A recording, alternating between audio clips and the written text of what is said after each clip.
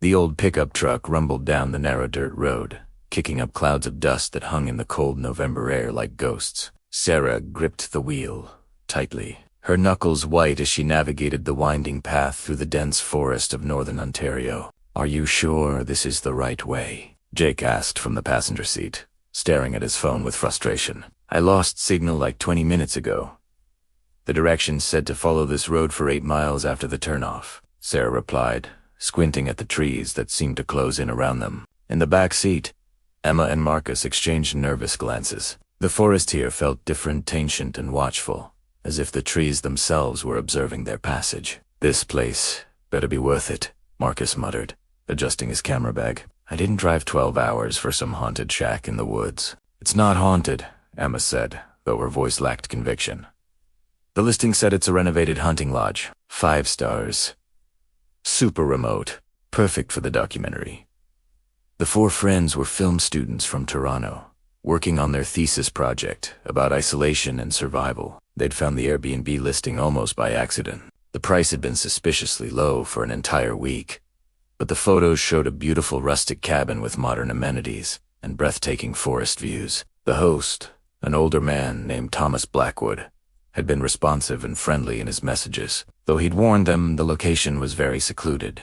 As the truck crested a hill, the cabin finally came into view. It stood in a clearing surrounded by towering pines, their branches heavy with early snow. The structure was larger than they'd expected to stories of dark wood and stone, with a wraparound porch and large windows that reflected the gray afternoon sky. "Okay, this is actually pretty cool," Jake admitted, grabbing his backpack as Sarah parked beside a weathered woodshed. They climbed out of the truck, their breath forming white plumes in the frigid air. The silence was profound, broken only by the whisper of wind through the pines. "It's so quiet," Emma observed, wrapping a jacket tighter around herself. "Like, unnaturally quiet." "Where are all the birds?" "It's late November in Ontario," Sarah said, though she'd noticed it too. "Most birds have migrated south by now." They unloaded their gear from the truck, camping equipment, film supplies, groceries for the week, and several cases of beer and whiskey to warm the cold nights ahead. A wooden lockbox hung beside the front door, exactly where Thomas had said it would be. Sarah punched in the code, and the key fell into her palm. The door swung open with a long creak, revealing a spacious interior that smelled of cedar and old smoke. The main room featured a massive stone fireplace, comfortable furniture. Mounted animal heads decorated the walls: deer, elk, and something larger that none of them could identify. Its antlers were massive and twisted, almost grotesque. "That's a moose," Marcus said, though he didn't sound certain. "Right? Maybe," Jake replied, staring at the creature's glassy eyes. "But moose antlers don't usually look like that. They're too spiky." The kitchen was modern and upstairs, they found 4 bedrooms, each simply furnished, but clean and inviting. "This is perfect," Sarah said, dropping her bag in the master bedroom. "We can start filming tomorrow. Get some atmospheric shots of the forest, maybe interview each other." "What about tonight?" Emma asked, peering out the window at the darkening woods. "Should we explore a bit? Get familiar with the area?" "I vote we stay in," Marcus said quickly. "It's getting dark, and I don't know about you guys, but I'm exhausted from the drive." They agreed, deciding to spend the evening settling in and planning their shooting schedule. Jake built a fire while Sarah prepared dinner in the kitchen. As night fell, the darkness outside became absolute. There were no street lights, no distant houses, no glow of civilization, just the impenetrable black of the wilderness. They ate pasta and drank wine, laughing and joking as they always did. But beneath the camaraderie, each of them felt a subtle unease they couldn't quite explain. It was Emma who first heard the sound. She'd stepped onto the porch for a cigarette when the noise drifted through the trees, a long, mournful howl that seemed to echo. "Did you hear that?" she called inside, her cigarette forgotten in her trembling hand. The others joined her on the porch, listening intently. The howl came again, closer this time, raising goosebumps on their arms despite their warm clothing. "Wolf?" Sarah suggested, though she'd never heard a wolf make a sound quite like that. "Maybe," Jake said. "Or coyotes. They can sound pretty weird when they howl together." The sound didn't come again, but sleep was difficult that night. Each of them lay awake in their beds, listening to the old cabin creak and settle around them. Morning arrived with pale sunlight filtering through the pines, and the fears of the previous night seemed foolish in the daylight. They ate breakfast together, planning their first day of filming. Marcus wanted to capture the isolation of the landscape, the way the forest seemed to swallow sound. "We should hike to that ridge we saw on the drive-in," he suggested. "Get some aerial shots of the cabin surrounded by all these trees." "Sounds good," Sarah agreed. "But let's stick together. It's easy to get lost out here, and we don't have cell service." They packed light camaras, water, energy bars, and a compass Jake had bought specifically for this trip, though none of them really knew how to use it properly. The forest was beautiful in the daylight, the snow-dusted ground crunching beneath their boots. Marcus filmed as they walked, capturing the cathedral-like quality of the pines.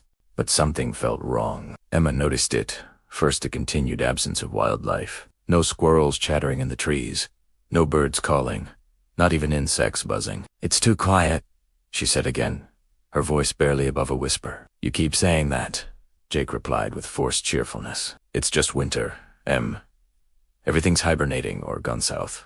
They reached the ridge after an hour of hiking, and Marcus was right, the view was spectacular. The cabin looked tiny below, a small outpost of humanity in an ocean. As Marcus set up his shot, Sarah wandered to the edge of the clearing. That's when she saw the tree. It was massive, easily 3 times the width of the surrounding pines, with bark so dark it appeared black. But what caught her attention were the marks carved into it. Deep gouges ran down the trunk, for parallel lines that looked like claw marks. But they were too high, up at least 12 feet off the ground. Done too large. "Guys," she called, her voice tight. "Come."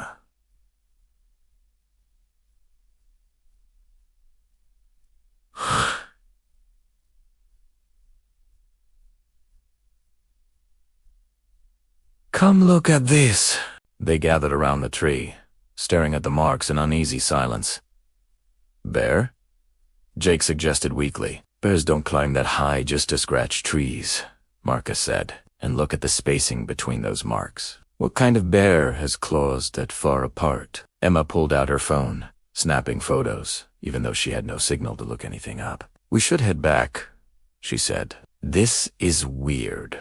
They agreed, but as they turned to leave, they all saw it simultaneously movement in the trees below, something large darting between the trunks with impossible speed. It was there and gone in a heartbeat, too fast for any of them to get a clear look. But the impression it left was unsettling, something tall and pale, moving wrong. Nobody spoke as they hurried back down the trail. The playful mood of the morning had evaporated, replaced by a prickling sense of being watched. When they reached the cabin, they found the front door standing wide open. Sarah was certain she'd locked it before they left. "Maybe the wind," Jake suggested, but there was no wind. The air was perfectly still. They searched the cabin room by room, finding nothing disturbed. But in the kitchen, they discovered muddy footprints on the floor, bare feet, impossibly large. "We need to call someone," Emma said, her voice shaking. "The police, the property owner, someone." "With what phone?"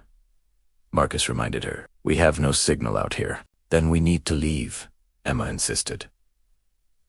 "Right now. Forget the documentary. This place isn't safe." "And go where?" Sarah asked. "It's almost dark again, and it's an 8-mile drive on a dirt road we can barely see. We could drive off a cliff." They debated for an hour, fear warring with logic. Finally, they decided to barricade themselves inside for the night and leave at first light. Jake pushed the heavy bookshelf against the front door while Marcus secured the windows. Sarah and Emma checked every room again, making sure all the doors and windows were locked. They gathered in the main room, building the fire up high. The flames provided both warmth and a psychological barrier against the darkness pressing in from outside. "Maybe we're overreacting," Jake said as they passed around a bottle of whiskey. "Some big animal wandered by, opened a door we didn't close properly. That's all." But none of them believed it. They'd all seen those footprints, those claw marks. They'd all felt the wrongness of this place. Around midnight, the howling started again. But this time, it was different, closer, more frequent, and definitely not wolves or coyotes. The sound was almost human, but distorted somehow, like someone screaming while their throat was being crushed. It circled the cabin, moving with unnatural speed. They huddled together, watching the windows, waiting for something to appear. The howling continued for hours, sometimes far away, sometimes right outside the door. Then, as suddenly as it had started, the noise stopped. The silence that followed was somehow worse than the howling had been. Dawn came slowly, the sky lightening from black to gray. They'd taken turns keeping watch through the night, though none of them had truly slept. In the morning light, they found new marks around the cabin, more of those massive footprints circling the porch, and deep scratches on the door itself. "We're leaving," Sarah announced. "Right now. Pack. Take only essentials. We can come back for the rest later, or not at all."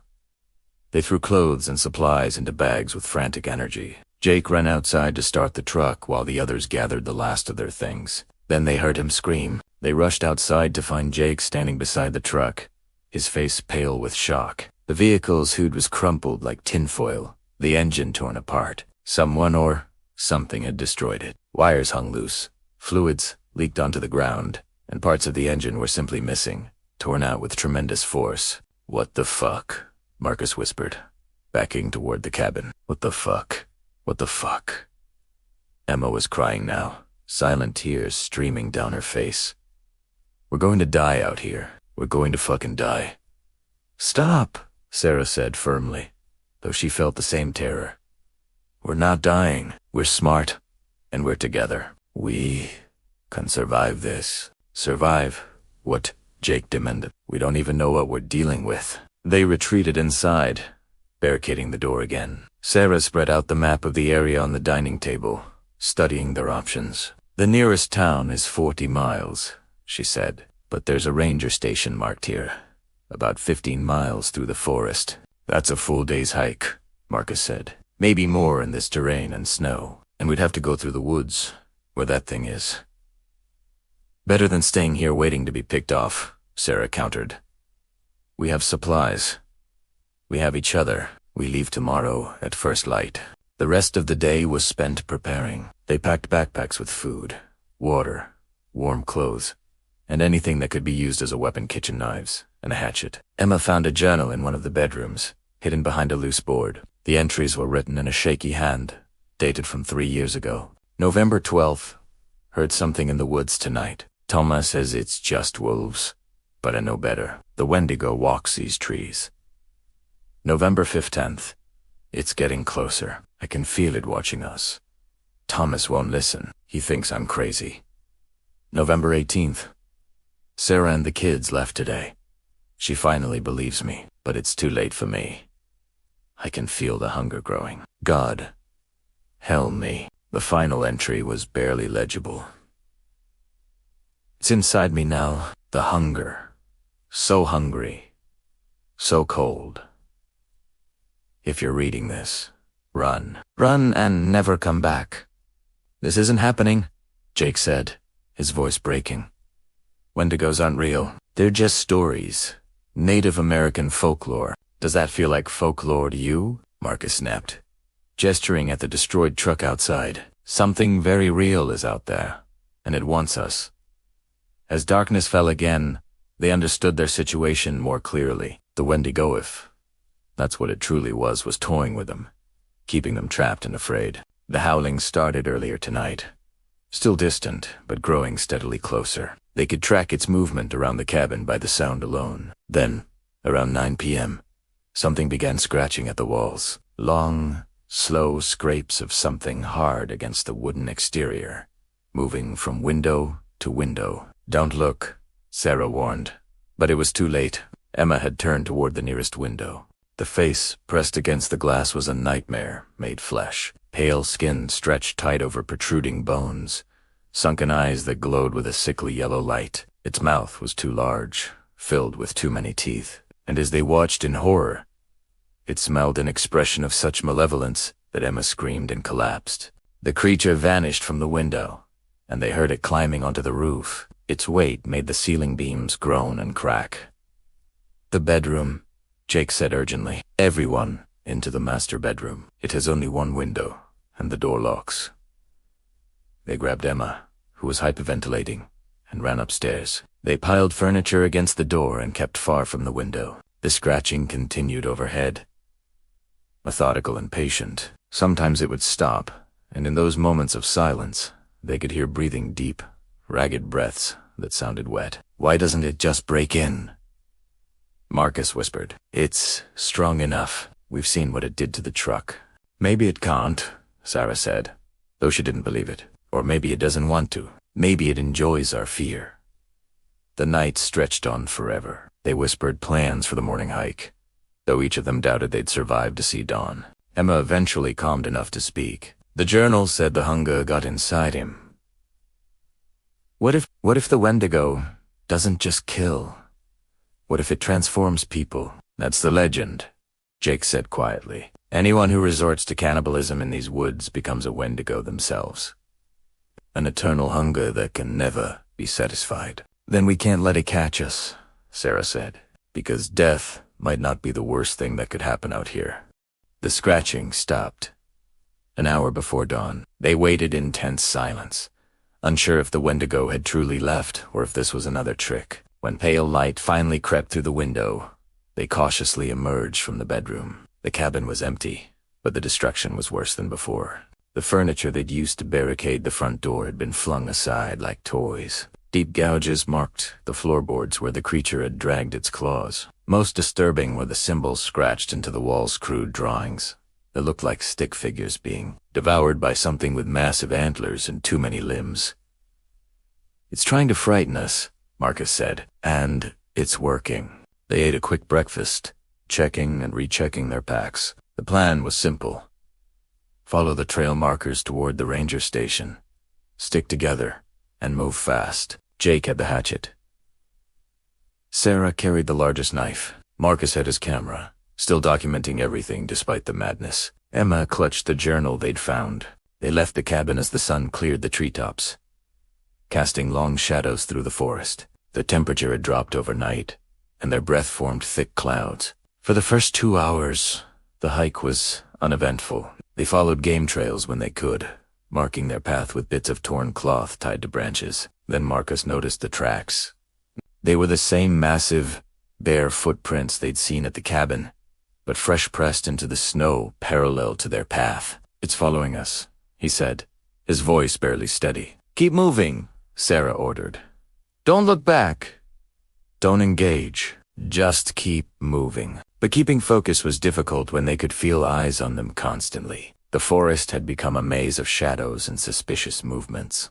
Around noon, they stopped to rest and eat. Jake climbed a tree to try to get his bearings, and what he saw made his blood run cold. The Wendigo stood perhaps 100 yards away, partially hidden behind a massive pine. It was watching them with those horrible yellow eyes, head tilted at an angle. "Don't move," Jake whispered down to the others. "Don't make a sound."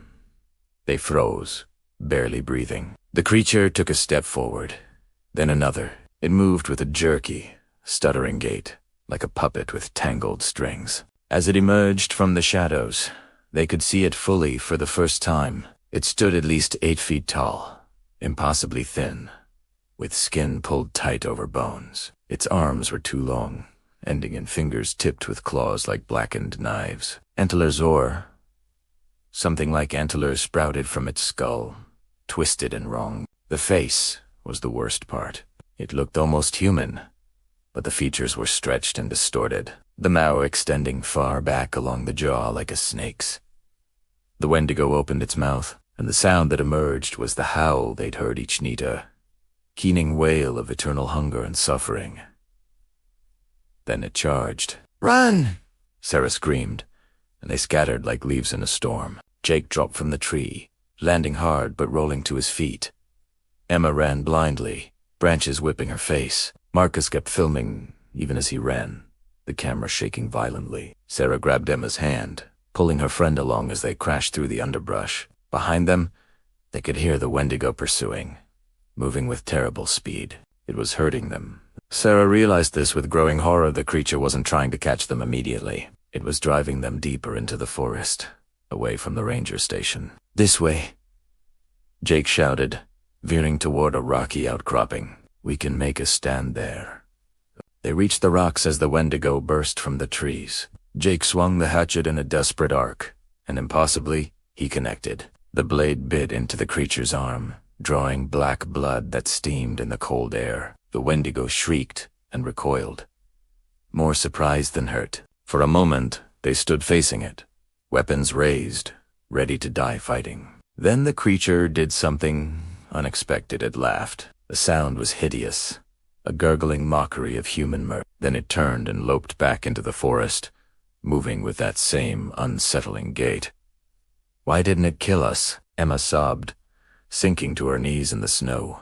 "Because it's still playing with us," Marcus said, his hands shaking so badly he had to lower the camera. "It's still having fun." They huddled together among the rocks, catching their breath and trying to formulate a new plan. But what plan could work against something like this? "The journal," Emma said suddenly.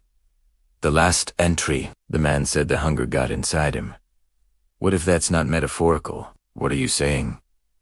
Sarah asked. "What if the Wendigo can only transform people who've already started down that path? People who've experienced that kind of desperate hunger. And what if it's trying to do that to us?" "It's keeping us out here," Jake said slowly. "Keeping us cold, tired, and hungry. Wearing us down physically and mentally. Until we're desperate enough to consider ... double." Marcus couldn't finish the thought. They understood now. The Wendigo wasn't just hunting them for sport. It was cultivating them, preparing them, trying to corrupt them into becoming like itself. "Then we don't let it," Sarah said firmly. "We keep our humanity. We keep our bonds, and we survive together or not at all."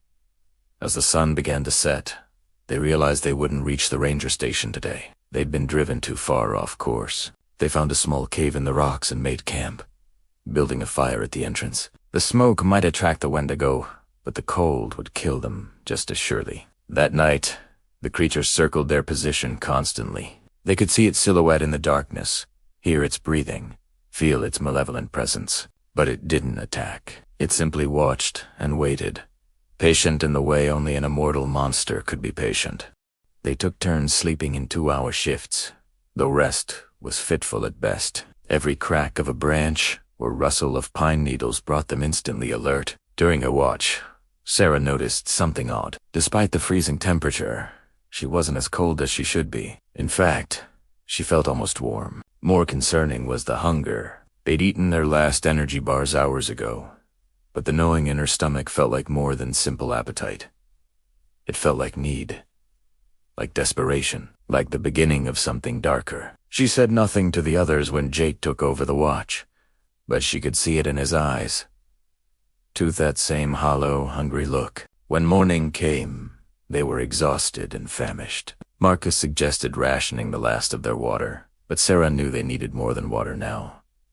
"How far to the ranger station?" Emma asked.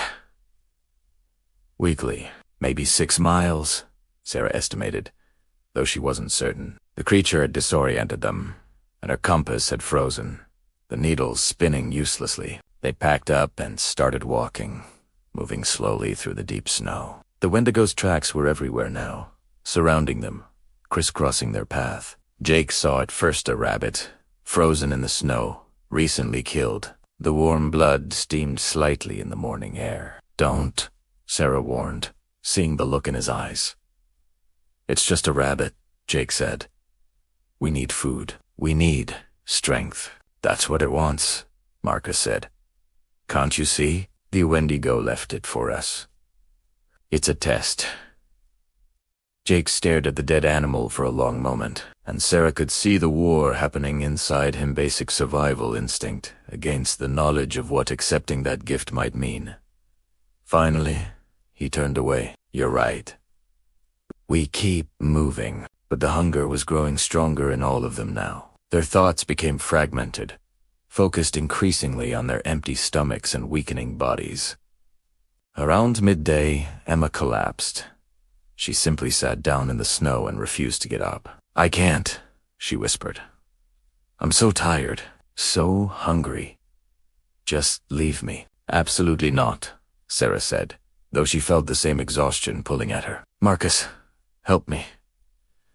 They lifted Emma between them, each taking an arm across their shoulders. Jake led the way, hatchet ready, his eyes scanning the trees constantly. The forest seemed to close in around them, the trees growing denser, the shadows deeper. They were being funneled somewhere, driven like cattle towards some predetermined destination. They found it as the sun began its descent, a clearing with another cabin, even more isolated than the one they'd rented. This structure was older, partially collapsed, with broken windows and a door hanging askew. But smoke rose from the chimney. Someone's inside, Jake said. Maybe they can help us. Or maybe it's a trap, Marcus countered.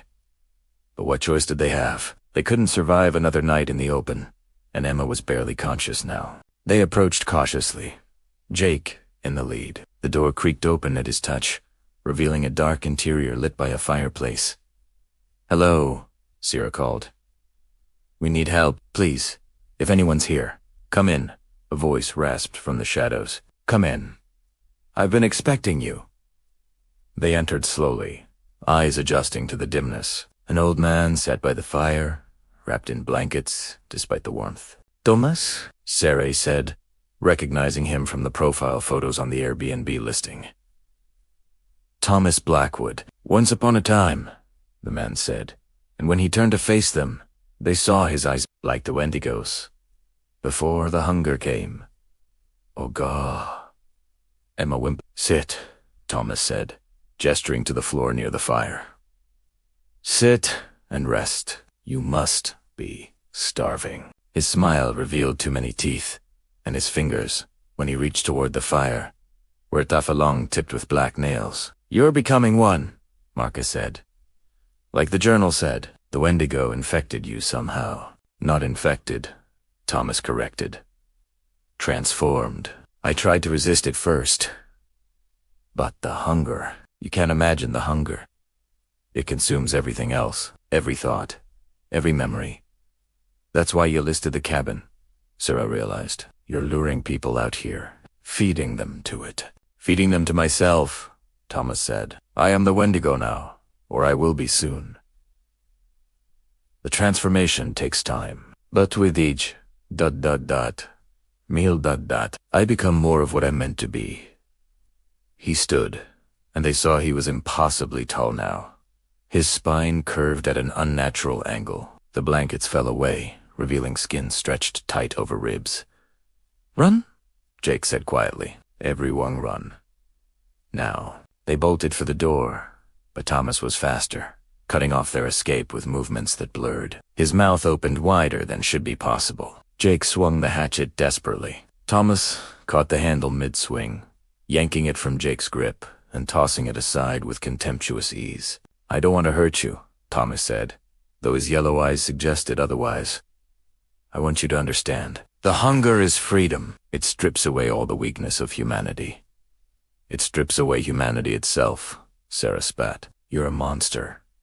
Yes, Thomas agreed simply. And soon, you will be too. He moved toward Emma, who was too weak to run. But before he could reach her, Marcus tackled him from the side, catching him off guard. They crashed through the weakened floor together, disappearing into the darkness beneath the cabin. Sarah heard Marcus scream, then nothing. Marcus, Jake shouted, running to the hole in the floor. Jake, we have to go, Sarah said, tears streaming down her face. We have to go right now. They grabbed Emma and ran into the twilight, leaving Marcus and Thomas somewhere below. The sounds that emerged from beneath the cabin were awful screams, and something worse, a feeding sound. They ran blindly through the darkening forest, Emma supported between them. Behind them, something howled, but this time, it sounded like two voices in terrible harmony. Night fell completely, and they were lost in the absolute darkness of the deep forest. Sarah used her lighter to create small pools of illumination, just enough to avoid trees. Emma was delirious now, mumbling about hunger and cold. Jake was silent, his face a mask of grief and determination. There, Sarah said, spotting a fallen tree that formed a small shelter. We can rest there. just for a few hours. They crawled beneath the massive trunk, huddling together for warmth. The temperature had dropped even further, their breath crystallizing in the air. "Marcus is gone," Jake finally said. "We left him to die." "He saved us," Sarah replied. "He bought us time to escape. We honor that by surviving." But survival seemed impossible now. They had no food, no water, and no idea where they were. The cold was seeping into their bones, making thought difficult. "I'm so hungry," Emma whispered. "Sarah, I'm so hungry. I can't think of anything else." "I know," Sarah said, though she was terrified by the look in her friend's eyes. "But we can't give in. That's what it wants."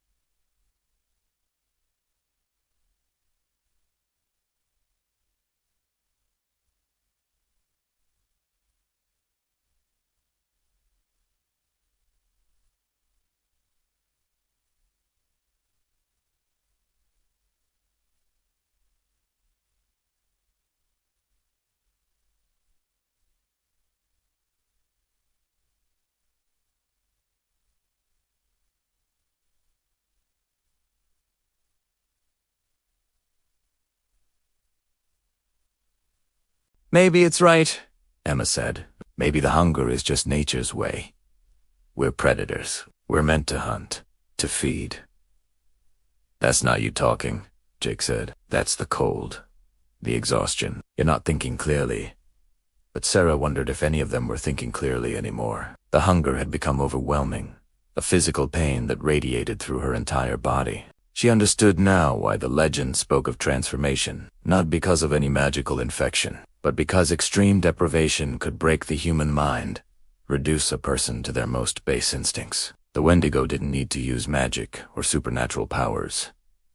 It simply had to wait. Human psychology would do the rest. "We need to make a choice," Sarah said. "Give up and die here, or find the strength to keep going." "What strength?" Emma asked bitterly. "We have nothing left." "We have each other," Jake said. "That's something?" "That's everything, actually." They heard movement in the darkness beyond their shelter. Not the Wendigo this time, but something smaller. An animal, foraging in the night. A deer, perhaps? Or a fox. Something with meat and blood. Something that could fill their empty stomachs and give them the energy to continue. Sarah felt something dark, stirring within her, a primal urge that predated civilization, morality, humanity itself. "Just this once," it whispered. "Just to survive." She stood, picking up a heavy branch. The animal was close, maybe 10 feet away. In the darkness, she couldn't see what it was. Only its movements, slow and cautious. "Sarah," Jake said. "What are you doing?" "What do we have to?" she replied, her voice strange even to her own ears. She moved toward the sound. Brant raced, ready to strike. The animal sensed her presence and froze. Sarah raised the lighter, needing to see her prey. The flame illuminated a face not an animal, but a person. A young man, around their age, with frightened eyes. "Please," he said. "Please, don't hurt me. I'm lost. I've been lost for days." Sarah dropped the branch, horror flooding through her. She'd been seconds away from striking, from giving in to the hunger, from becoming what the Wendigo wanted. "I'm sorry," she gasped. "I'm so sorry. I thought you were—" "It's okay," the young man said. "I understand. This place, it does things to your mind." His name was David, and he'd been hiking alone when he'd gotten turned around 3 days ago. He'd survived by drinking snow and eating bark, growing weaker by the hour. "You've seen it?" Jake asked.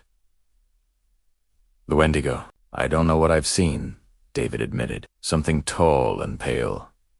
It's been following me, but it never attacks. Just watches and waits. It's trying to break you, Sarah explained, to make you desperate enough to do terrible things. David nodded slowly. I've thought about it. Caught a squirrel yesterday.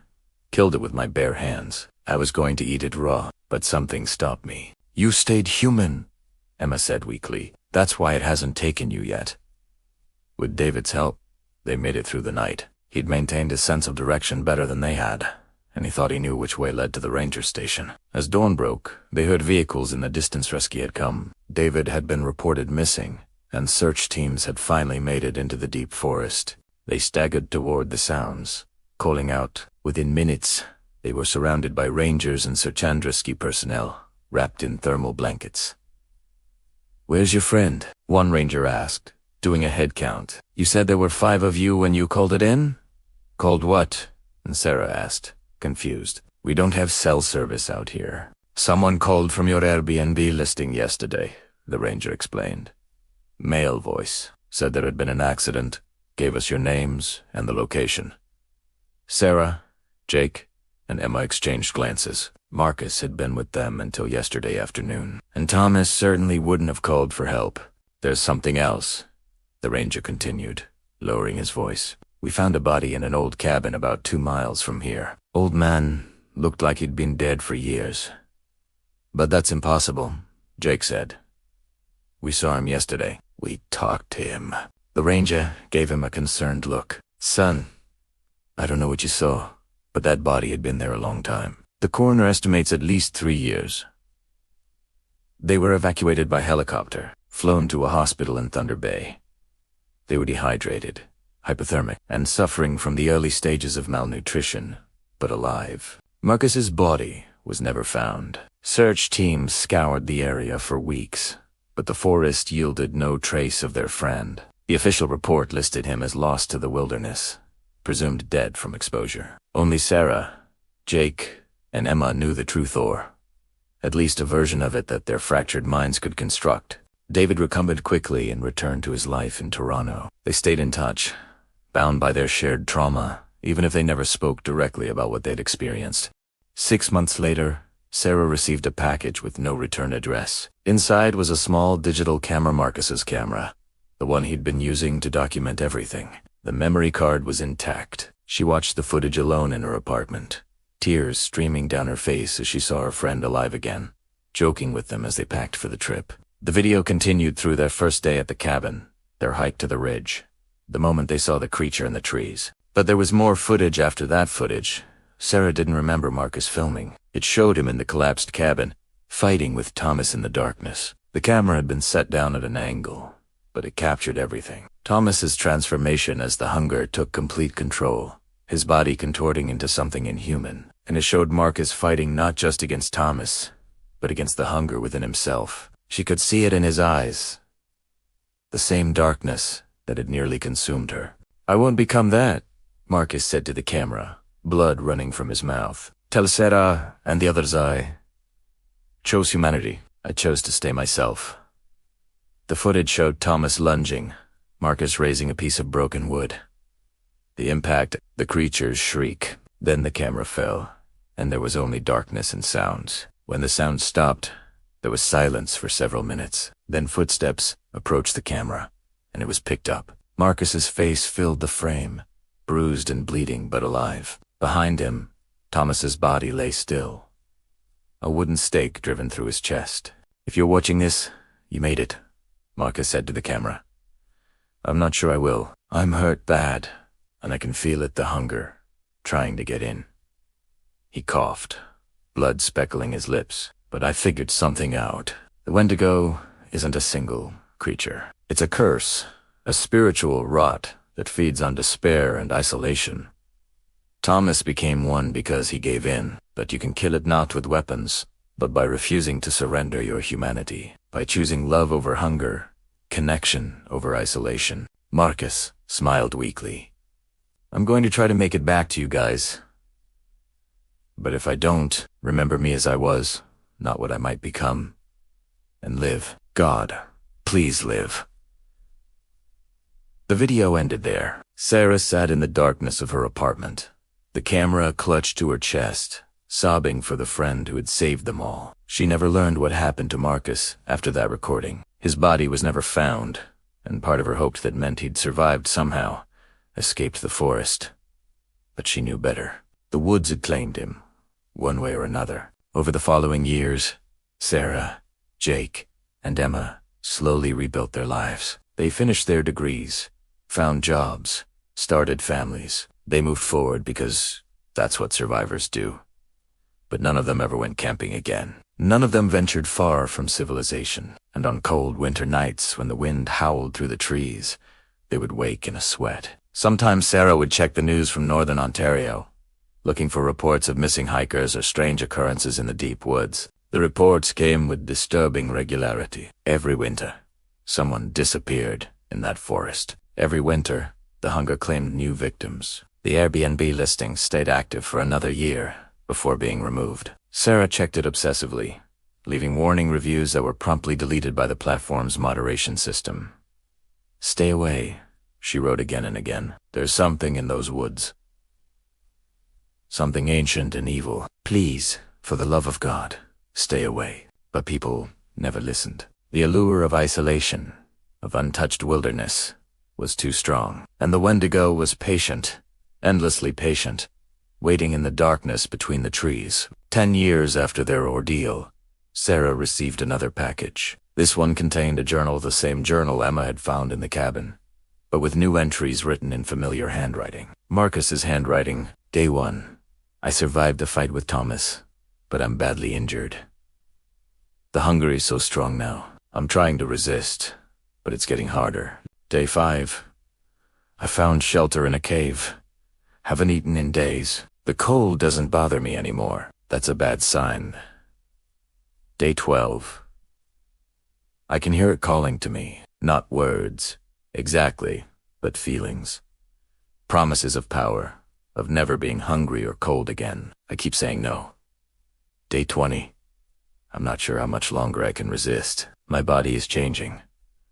My thoughts are becoming harder to control. If you're reading this, Sarah, know that I tried. Day 27. Today I understood. The Wendigo isn't just a monster, it's a warning, a reminder of what humans can become when we lose ourselves to our basest nature. Day 30. I'm going deeper into the forest, away from any trails or people. I won't let myself hurt anyone. This is my choice, my final act of humanity. Day 33. The transformation is nearly complete, but I've found a way to fight it by helping others. I can sense when people are in the forest, when they're in danger from the cold. I lead them to safety, leaving tracks they can follow, making sounds to guide them. I'm using what I've become to save others. It's not much, but it's something. Sarah, Jacob, Heem, still me, somewhere inside this thing. And I'll keep being me for as long as I can. This is my penance, my purpose. If I ever completely lose myself, if I become a true Wendigo, come back and put me down. You know where to find me. Just follow the tracks in the snow. The final entry was dated just 2 weeks ago. The handwriting was barely legible. More claw marks than letters. Still here. Still fighting. Still me. Always me. Sarah showed the journal to Jake and Emma. They sat together in Sarah's apartment, none of them speaking for a long time. He's been out there for 10 years, Emma finally said, alone, fighting that thing inside him. We have to help him. How? Jake? Ask it. We don't even know if he's still human enough to be helped. We go back, Sarah said. We find him, and we bring him home, or we end his suffering. Either way, we don't leave him there alone anymore. They spent months planning, preparing both physically and mentally for a return to that cursed forest. They trained, studied survival skills, and researched every scrap of Wendigo mythology they could find. The legends spoke of ways to break the cursey sacred rituals, cleansing ceremonies, acts of profound sacrifice and love. Whether any of it was real, they didn't know, but they had to try. Marcus had saved them once. Now, it was their turn. The following November, exactly 11 years after their first trip, They returned to northern Ontario, not to the Airbnb, but to the deeper forest where Marcus had written his last entries. They brought supplies, weapons, and something more important: photographs, videos, and mementos of their friend, reminders of who he had been before the hunger took him. The forest was exactly as Sarah remembered: silent, watchful, and menacing. But this time, they weren't running. This time, they were hunting. They followed the signs Marcus had described in his journal in usual track patterns. Markers carved into trees, the remains of campfires built to guide lost hikers to safety. On the third day, they found him. He stood at the edge of a frozen lake, impossibly tall and thin. His skin pale as death. Antlers grew from his skull, twisted and branching. His eyes were yellow, but when he saw them, tears began to fall down his gaunt cheeks. "You came," he rasped, his voice barely human. "After all this time, you came." "We never forgot you," Sarah said, stepping forward, despite her fear. "We never stopped hoping you'd find your way back." "There is no way back," Marcus said. "Not from this. I'm too far gone. The hunger is everything now. I only maintain control by constantly fighting it." "Then we fight it together," Jake said, "like we always have." Emma pulled out photographs, images of the four of them before the trip, laughing at a party, studying in the library, living their normal lives. "Remember," she said, holding them up. "Remember who you are. You're not a monster. You're our friend. You're Marcus Chun, film student, terrible cook, and the bravest person we've ever known." Something shifted in Marcus's eyes. The yellow dimmed slightly, and for just a moment, they saw their friend looking back at them. "I remember," he whispered. "God help me. I remember everything." The process took hours. They sat with him on the frozen lake, sharing memories, showing him videos on Jake's phone, reminding him of every joke, every adventure, every moment of connection. And slowly, impossibly, the transformation began to reverse. The antlers were seeded. His skin took on a more natural color. His body shrank back toward human proportions. It wasn't magic or ritual that saved him. It was love, the refusal to abandon someone, even when they'd become a monster. The insistence that humanity was worth fighting for, worth preserving. By dawn, Marcus lay exhausted on the ice, looking more human than he had in 11 years. He was scarred, changed, aged beyond his years, but unmistakably himself. "I think I'm free," he said in wonder. "The hunger, it's just normal hunger now. It doesn't control me anymore." They helped him to his feet and began the long journey back to civilization. The forest seemed different now, less oppressive, as if some ancient curse had finally been lifted. But as they reached the tree line, Marcus stopped and looked back. "There are others," he said quietly. "Others like I was, trapped between human and monster. Lost souls who've given in to the hunger but haven't completely transformed." "Thomas," Sarah said. "And more," Marcus confirmed. "The forest is full of them. Some have been there for decades, maybe centuries, trapped in their own private hells." "Can they be saved?" Emma asked. "I don't know," Marcus admitted. "But we can try, if you're willing." They looked at each other, four friends who had survived the impossible and now faced a choice: walk away and live normal lives, or return to help the lost souls trapped in the endless winter. "We're willing," Sarah said, speaking for all of them, "but not today. Today, we go home. We rest. We heal. And then, when we're ready, we come back." They walked out of the forest together, the morning sun warm on their faces. Behind them, the woods whispered with the voices of those still trapped in the darkness. But now, there was hope, because they had proven that the Wendigo's curse could be broken, that love and connection were stronger than hunger and despair, that humanity, once lost, could be found again.